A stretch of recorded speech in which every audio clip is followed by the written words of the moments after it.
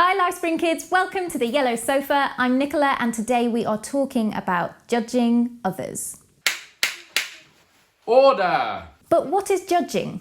To judge is to form an opinion or a conclusion. Do you know that we make judgments all the time? When attempting to jump from one side of a puddle to the other, we are judging the distance.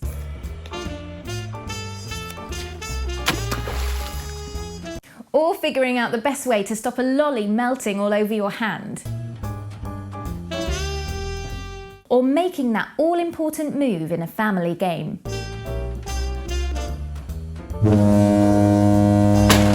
This is us exercising judgment. We also make judgments about people. Our friends, our classmates, brothers, sisters. We even find it entertaining. Johnny, I just can't see invisible underpants taking off. So for me, I'm out. If this is your first time watching a Yellow Sofa video, firstly, where have you been? And secondly, do you know that you've already made a judgment about me? And you did it pretty quickly. In fact, in the blink of an eye. In 0.1 of a second, you made a judgment about how you felt about me, what you thought about me. That's fast. So, what did you base it on? What I look like? What I'm wearing?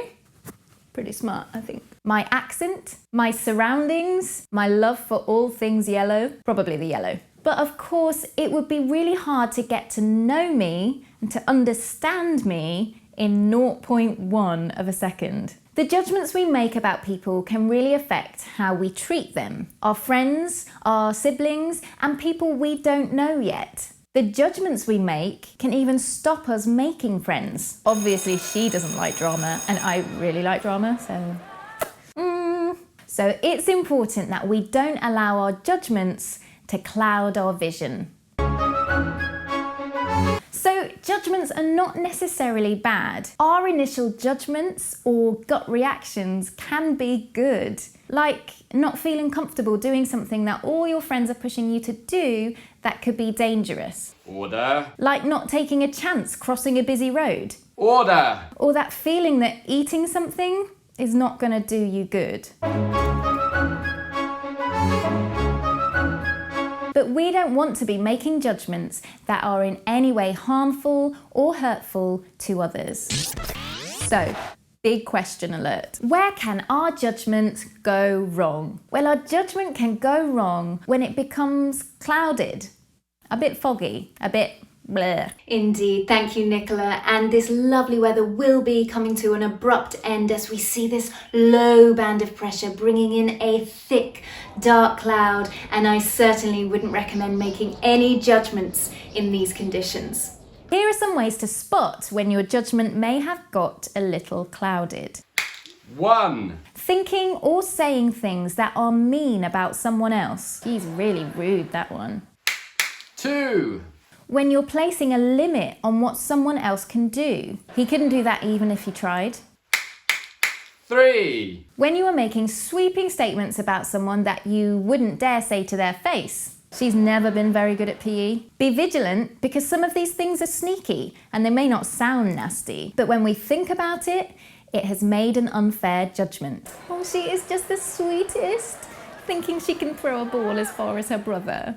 Not cool. But we can all do it and we need to check our hearts when this happens. The Bible says that out of the heart, the mouth speaks. So if we find ourselves saying things that are harmful or hurtful or not pleasing to God, we need to do a little heart surgery. God is the best heart surgeon. Can I have a witness? And it's okay to say, God, search my heart and show me anything that is not honouring of you. We need to ask ourselves, why are we thinking this way? 1. Just like we said last week, if you're feeling sad or grumpy, maybe even a little bit angry, you may find you're quicker to think thoughts about other people that are unkind and unhelpful. You might not have the energy or the desire to think the best of someone. But when your thinking is rooted in a place of knowing who you are, remember you're a child of God. You want to think positively about others. 2. Perhaps your judgment stems from you thinking you know better. Pride. Like saying to someone you're playing with, they're not the rules of the game. You're not very clever, are you? When perhaps that person's family have always played different rules. 3. Are you feeling some unhelpful emotions like jealousy? Ugh. That's when you think negatively about someone because they have something you wish you had. Sometimes we can be on the hunt to find things wrong with other people just to make ourselves feel better. You set up traps to give yourself the opportunity to judge them unfairly.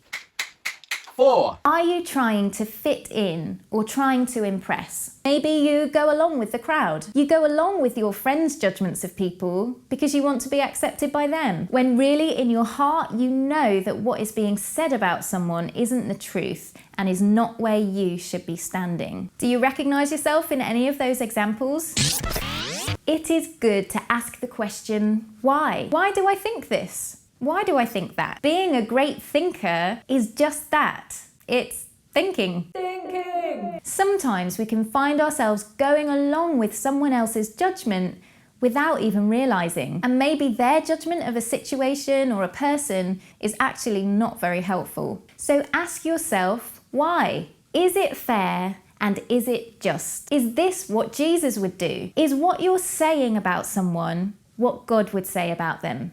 Our judgments of someone can influence how other people think. It's important that we don't just judge fairly, but we judge with a massive dollop of grace. Be a shining light in your classroom. Be great thinkers. I'll show you what I mean. Today is dressing up day at Johnny's school. Everyone has been asked to bring £1 for charity. Johnny didn't bring £1. You decide Johnny is not generous and is mean.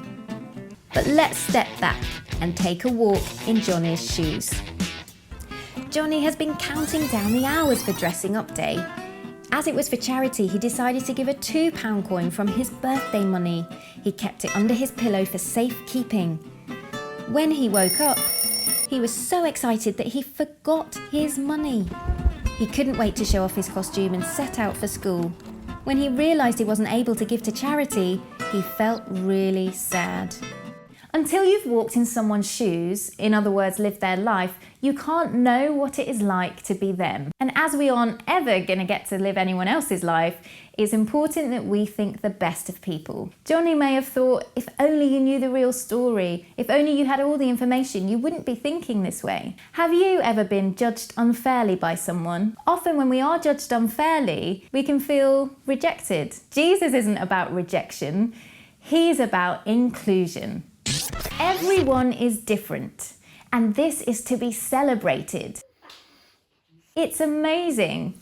And yet it's easy to judge people who aren't just like us, who don't look like us. We've all got stuff we can try and work on, and it will be different things for you as to someone in your class, because we are all different.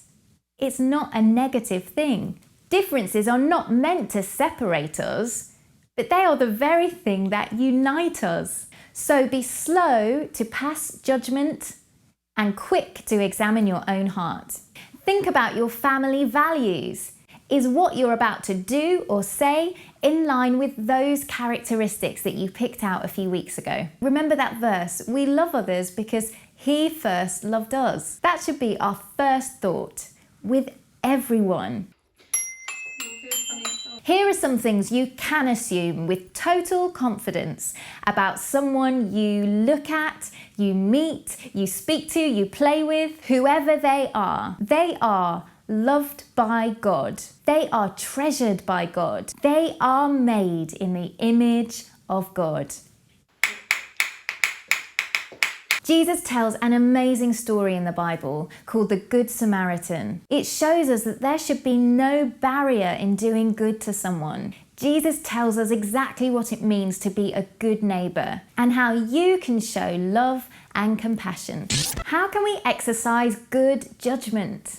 Pause, breathe, pray. Pause, breathe, pray. This is a great place to start. When you pray, you begin to see any situation through your kingdom goggles. Your kingdom goggles are a way of seeing what Jesus sees. You can also put on your Jesus helmet, which is a really cool hat that enables you to think like Jesus. Motion denied. There might be times when you need to say no. Say no. No. Maybe your friends are doing something that they shouldn't just for a laugh and they want you to join in. Saying no is using good judgment. Family focus.